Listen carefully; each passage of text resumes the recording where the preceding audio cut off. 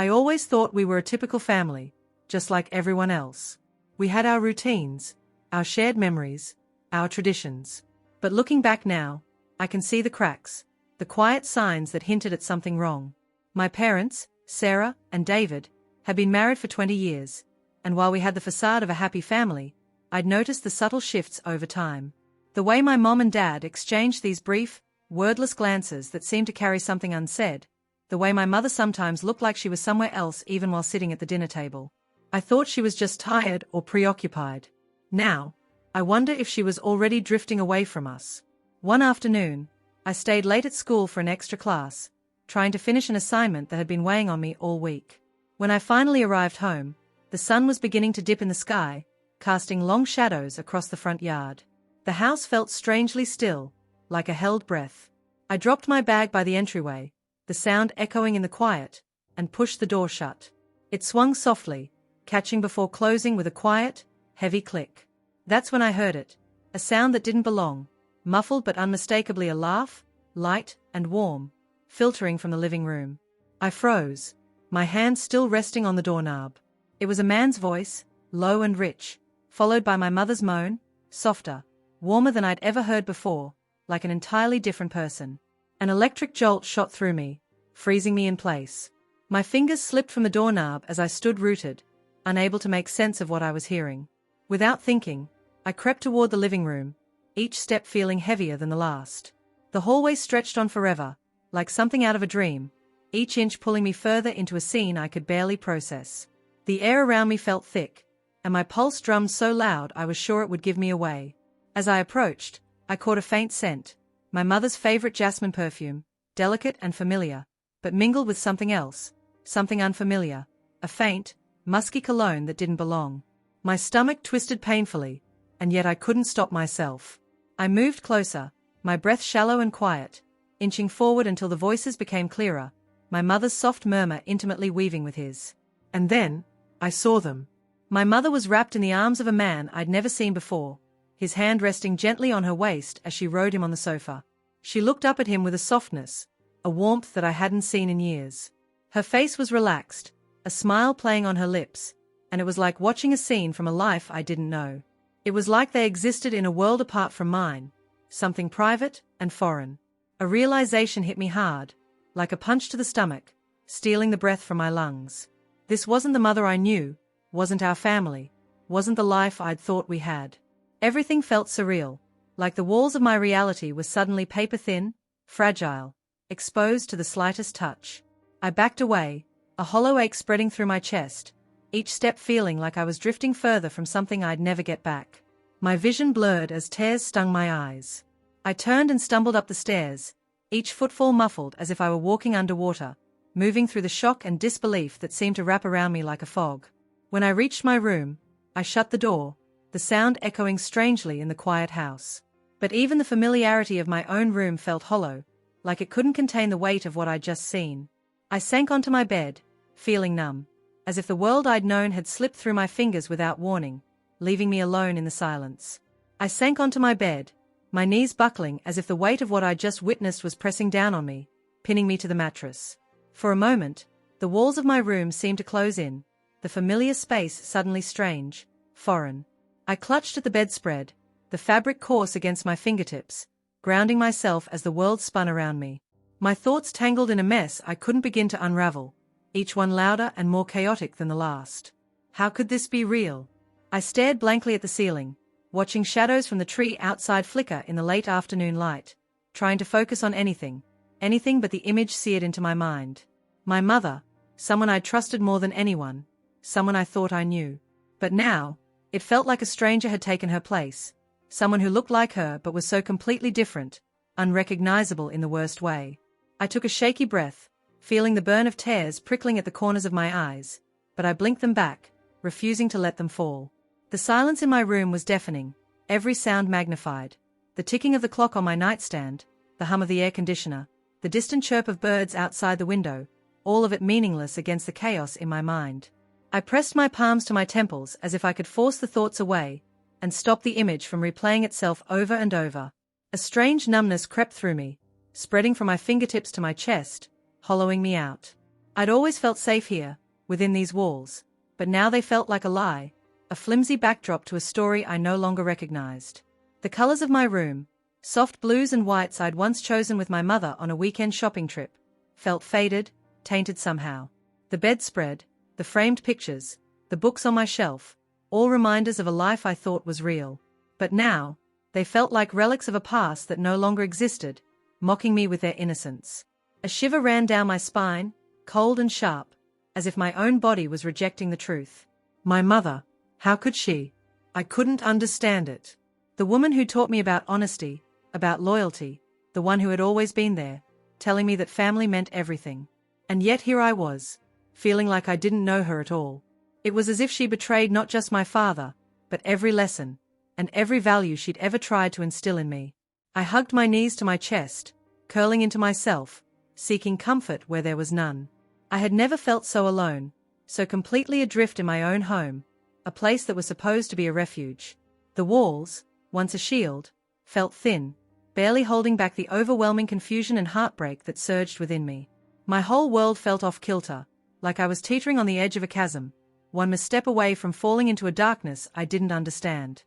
And as the silence stretched on, thick and suffocating, a new thought crept in, chilling me to the core. If I didn't know my mother, if she was capable of this, then what else didn't I know? The days that followed were a blur of avoidance and dread. Every time I saw her, my stomach knotted, twisting with confusion and guilt. She'd smile at me, ask about my day, and I'd struggle to meet her eyes, terrified that somehow, in my expression, she'd see what I'd seen. Every casual question became a test, every small interaction fraught with tension. When she'd reach out to touch my shoulder or brush my hair aside, my skin prickled, a reflexive recoil I couldn't help. I felt like a stranger around her, caught in my own silent betrayal, hiding the truth from her, and from my dad. For days, I wrestled with the words I wanted to say, the questions that sat like stones in my chest, weighing me down with each passing moment. I tried to rehearse, to picture what I'd say, but every time I opened my mouth, the words stuck, slipping away before I could say anything. The guilt gnawed at me, a constant ache that wouldn't let me go. One day, the evening had settled over the house, casting long shadows across the living room walls as my mother sat on the couch, a soft reading lamp illuminating the pages of her book. She looked calm, absorbed in the story, the light tracing faint lines of weariness around her eyes that I hadn't noticed before. I sat across from her, staring blankly at the muted glow of the TV, the words I'd rehearsed in my head 1,000 times pressing against my chest like stones. There was something almost too ordinary about the scene. The quiet hum of the house, the faint scent of her lavender tea still lingering in the air, it all felt surreal, a fragile calm just waiting to shatter. I took a deep breath, but it felt shallow, incomplete. Something inside me cracked open, a surge of emotions I'd tried so hard to keep buried breaking through like water bursting from a dam. I saw you. The words slipped out, my voice barely above a whisper but loud enough to cut through the silence, trembling as I continued. Last week, with that man. For a moment, she froze, as if she hadn't heard me right. Her eyes widened, and in one swift motion, her book slipped from her hands, tumbling to the floor with a heavy, resounding thud. The sound seemed to echo in the quiet room, each second stretching longer than the last. She looked at me, her expression shifting from surprise to something deeper, something so raw it darkened her entire face. Her lips parted as if to speak, but no words came. She only stared, a mixture of shock and sadness etched into her features, as if the weight of every unsaid thing had suddenly fallen on her shoulders. Finally, she exhaled, her shoulders sinking as though under the crushing weight of years. Her voice, when it came, was barely a whisper. I'm so sorry, she said, each word trembling, fragile. I never wanted you to find out like this. Then why, Mom? I choked out, my voice breaking as I held her gaze, my heart pounding in my chest. Why would you do this to Dad? To us? Her eyes dropped to her hands, her fingers tracing invisible lines along her palms as if searching for answers there. Her silence was heavy, thick in the space between us. Your father and I, she began slowly, her voice carrying an ache I hadn't expected. We've been having problems for a long time. We drifted apart. It's like we are just existing, side by side, without truly being together. Her voice cracked, barely a whisper now, each word a confession heavy with regret. I stopped feeling like his wife and started feeling like a ghost in my own home. I stared at her, the image I'd held of her unraveling with every word. She had always been the anchor, the unshakable constant in our lives. But here she was, looking smaller and more vulnerable than I'd ever seen her, as if the person I'd always known was slipping away to reveal someone I hadn't expected. Someone flawed, someone hurting, someone human. I know it doesn't make it right, she continued, her voice thick with sorrow, eyes glossy with unshed tears. But I was so lonely. And I made a terrible mistake. I didn't know what to say. I felt my own chest tighten, my emotions tangled in a mess of love, anger, and sadness. She was supposed to be perfect, unbreakable. But now, looking at her, I saw someone else. Someone who carried a sadness, a guilt, that went deeper than I could have ever imagined. I sat, silent, unable to reconcile the woman I'd known with the one sitting across from me, her hands trembling slightly, her face a mixture of shame and sorrow. "Does Dad know?" I asked, my voice barely above a whisper, almost afraid of the answer. She shook her head slowly, her gaze still fixed on her hands. "No. And I don't know if I'll ever be able to tell him." I wanted to scream, to tell her how hurt and betrayed I felt. But as I looked at her, slumped on the couch, I could see the weight of her own guilt. She was already carrying it, already broken under the weight of her own mistakes. I sat there, torn between the love I had for both my parents and the hurt that burned inside me, the quiet agony of betrayal twisting in my chest. I wanted to say something, anything, to ease the ache, but instead, I only sat there, feeling numb, feeling lost in the world that I thought I knew. In the days that followed, the tension in our home grew almost unbearable. I avoided her as much as I could, keeping my distance. The weight of her secret pressed down on me like a stone I couldn't shake off. My dad seemed oblivious, but every time he smiled at me or asked how I was, I felt like I was betraying him. One day after school, I stepped into the house, and something felt off. The usual hum of the house, Mom's voice on the phone, the clinking of dishes in the kitchen, or the faint strains of Dad's radio, was gone, replaced by a heavy, unsettling quiet. As I turned into the living room, I found both of them sitting on the couch. Their faces were solemn, drawn into expressions I barely recognized. The air felt thick, like the whole room was bracing for an impact. My heart sank, a cold chill spreading through me. Had she told him? Was this the moment everything would unravel? They sat on opposite ends of the couch, with a chasm of space between them, neither of them looking at each other. My mother's hands were folded tightly in her lap, her knuckles white, her gaze fixed somewhere on the floor as though it might anchor her. Dad's shoulders were hunched, his elbows resting on his knees, and his hands clasped together as he stared at the rug. It was strange seeing them this way, side by side yet worlds apart, like strangers forced into the same room. "We need to talk," my dad said, his voice so low I barely heard it. He looked up at me and gestured for me to sit. I felt the weight of his gaze, and it made my stomach twist. I took a slow step forward, then another, and lowered myself into the armchair across from them, feeling the coldness of the fabric seep through my skin. I braced myself, gripping the edge of the armchair, every nerve in my body tense. My mind raced, each worst-case scenario flashing through my mind in rapid succession. But what he said next took me by surprise. "Your mother and I, we've decided to separate." It was as though the floor had given way beneath me.